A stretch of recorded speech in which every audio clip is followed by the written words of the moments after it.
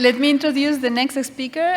Nico Raes is Senior Environmental Advisor of olores.org, a Flemish team of consultants specialized in odor and air research. He is an expert in the disciplines of air pollution and odor, and therefore accredited by the Flemish government. Over more than 10 years on olores.org, he is mainly doing odor research to help industrial and agricultural companies in their need to control their emissions. So welcome, Nico, the floor is yours. Thank you for the introduction. Good afternoon, everybody. And I'm very pleased that I have the opportunity to present you the results of the odor impact study that we made on broiler chicken farms, where we compared the theoretical approach as it is nowadays used in Flanders with field panel measurements in practice according to the European standard method. As a brief introduction, it was a study that was ordered by the province of West Flanders in Belgium. That's the region in Flanders, in Belgium, where most of broiler chickens are permitted. If we could say for each human that is living there, there are 10 or 15 chickens permitted. And they have some questions about the theoretical approach that they have nowadays. Because although despite the fact that there is no odor assessment framework in the legislation in Flanders, they ask for every odor-related permit an odor impact study, and they do it based on the theoretical study, and they will evaluate it based on some assessment tools, some guidelines that we can use. But there are some questions about it in which how it fits with the theoretical values that are used and the practice. Because the theoretical value, the theoretical odor impact is estimated based on average emission factors. And those emission factors are in fact measured by olfactometric analysis. So we have in fact olfactometric units. And for broiler chickens, we know that it's a growth cycle. Oh, I see it's not totally on the screen, my presentation, but no problem. We have in fact for broiler chickens, we have peaks where on day 1 they are 5 grams of weight.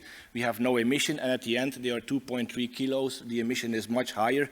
So we don't know by using the average values in which kind of way that we can use it to estimate the odor impact of it. Because as broiler chickens, they have a growth cycle of 6 or 7 weeks. So 6 weeks of growth and 1 week are empty stables. So we don't know how it fits quite correctly. So like I said already, in the theoretical approach that is that nowadays is used, we see in the odor impact models that there is a very low odor impact. And there is mostly no odor issue, no odor problem that is coming out of those impact studies. So permits are nowadays very easily obtained. So in the last 5 years, I think approximately 2 million broiler chickens are extra permitted in Flanders. But in real life, the government of the province of West Flanders, they see that for each permit that they want to give, there are a lot of complaints of the environment. There are action groups, there is complaints from all the neighbors. And in fact, they are feeling that the real odor impact is quite important in function of the growth cycle and doesn't fit quite well with the theoretical approach.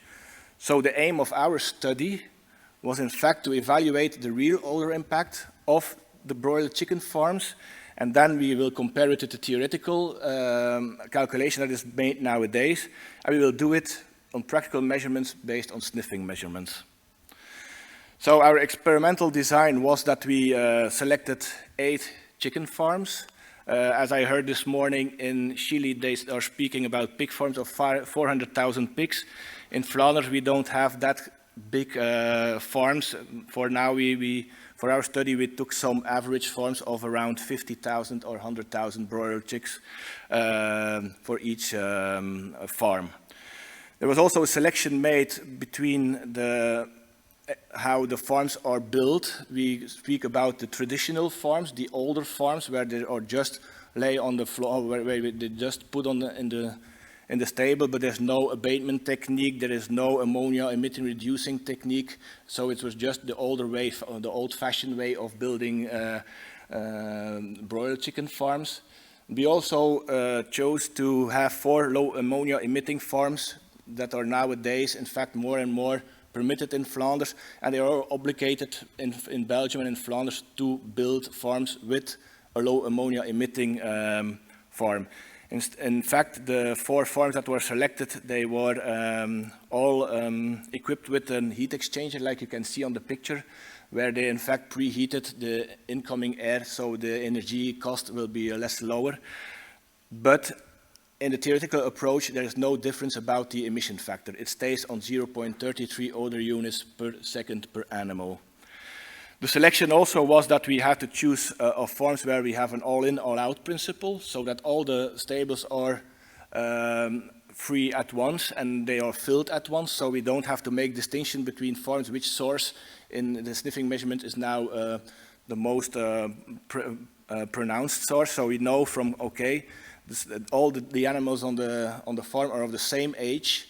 They are all in the same behavior. So in fact, we can see in function of the animals in the stables to make a comparison of sources. They also have to be free in location. There may be no cross interference with other farms, so that if we do the sniffing measurement, that we can explicitly evaluate the odor that is coming from the farm that is selected, and that there's no other farm is involving it. So it's possible also that we do it then the measurement in function of the wind direction, so we certainly don't have the interference. As I mentioned already, the growth cycle is 6 or 7 weeks. So what did we do?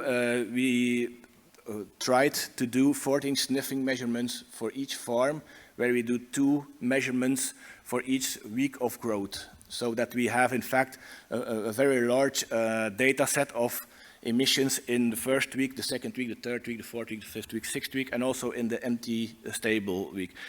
And if possible, we try to do it also in function of the season, so that we could see the influence of summer and winter conditions, but that was in fact not that easily made, because with sniffing measurements you are very restricted for meteorological conditions, so they don't fit always. The sniffing measurement that we do, this morning we heard from Germany that they use the grid method, but we do it in fact with the dynamic plume method, as described in Flanders in a code of good practice, which is now revised based on the European standard. What does it mean? That we in fact are actively searching for the odor plume. So we go by foot or by bicycle in the area, wind up, in the direction of that the wind is coming, and we try, or we distinguish the plume that is coming from our farm. So for each sniffing measurement that we do, for each measurement in fact that we do, we get such a plume. And then we can do a back calculation to see what is the emission that we have. In the standards, it says that it has to be done by 2 calibrated persons. That are 2 persons that are in an olfactometric lab calibrated on N-butanol, like olfactometric people that have to be in the panel of olfactometric measurements. We are also calibrated that way, and we are very restricted on some meteorological conditions. So we want to have stable or slightly unstable conditions. The variation of the wind direction may not be too high, because it's not of use that we have to search it in eastern, western, southern direction. It has to be a very stable plume, so we can distinguish the odor plume itself. It may be no rainy, no foggy. The temperature for now in the code of good practice that is up to now still in use, it says 5 degrees. Now in the revised version it will become 0 degrees, and the wind speed has to be between 2 and 8 meters a second. The data processing and modeling. So for each we have the plumes. So we want to know what is now in fact the emission factor for each chicken that is present there. So after each measurement we go, we phoned or we went to the farm itself, and we want to have some relevant source characteristics. For instance, we have to know how many animals are available on the farm, and how is the division between the different stables. What is the ventilation rate of the different ventilators, and how is the division between it, so we can do the calculation very in detail. And we also want to know what is the temperature of the air in the stable, yes. And then we go in a back calculation with a Flemish model that is developed in order of the Flemish government. We want to calculate what is the emission that is coming from the farm, and so we can see what is the emission that is coming from the animals itself for each individual animal. The Flemish model impact is based on bi-Gaussian dispersion formulas, and it works with the Bolting-Mallet stability class. It has some severe limitations. It doesn't take into account the topography. It's a flat terrain. Okay, in Flanders that is not of a big issue, but for some other parts of the world that can be much more of importance. And this is one of the most limitations, according to me. It has no building downwash. It doesn't take into account the buildings that are surrounding the emission points. But even with the limitations, it's not the most performant model.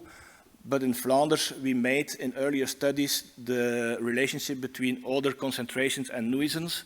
And these are in fact established with the same model as was used here. It's another name and it has another view, but in fact the heart of the model is in fact the same. So the dose-effect relationship that are made in Flanders to do the assessment tools are in fact also made use of this model. After that we collected a very large amount of data. So for each measurement, we know what is the ventilation rate for each animal, what is the odor emission for each animal. We recalculated not on the amount of animals that is available in the stable or on the farm, but we recalculated on the permitted amount of animals, because in the Flemish regulation is not a good word. In the Flemish tools that we use, we have to use the total permitted amount of animals.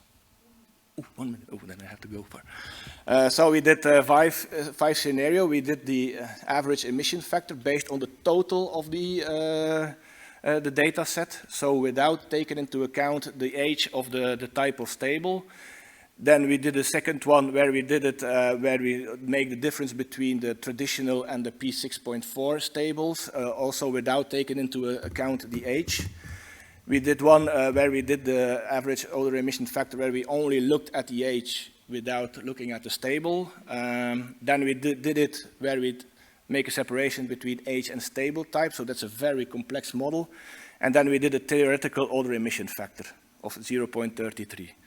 And if you see here, for each farm that we saw, you can see that there's a lot of difference between the odor emission we have, but you have to compare it with a theoretical value of 0.33 odor units per second per animal. And you see it's all the emissions that we had were severe over it. And the lowest one was 0.77. That was a traditional farm where there were dust containers at the back of it, so it was the air had to go up, so there was a good dispersion, a good mixture. And here you see one that was the highest was the one with with length ventilation. So in fact there was no rich ventilation, no dispersion, no mixture. So it was in fact the worst case we had there. If you see the emissions of the different scenario, you see the brackets. That is the one where we put away the farm 6, because based on the results, the province of West Flanders already decided to